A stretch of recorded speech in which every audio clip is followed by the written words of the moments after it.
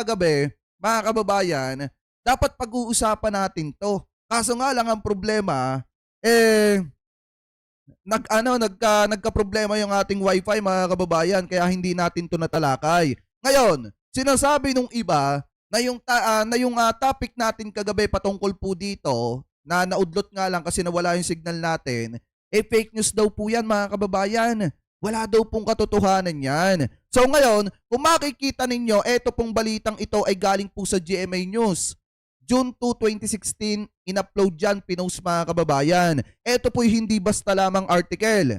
Ito po mga kababayan, mismong may video pang kasama yan. At yan yung ipapakita ko sa inyo mamaya. Ngayon, kung makikita ninyo, di ba itinatanggi nitong si Atty. Panelo, Salvador Panelo mga kababayan, na wala naman daw reward system. At nagsisinungaling daw mga kababayan etong si Garma.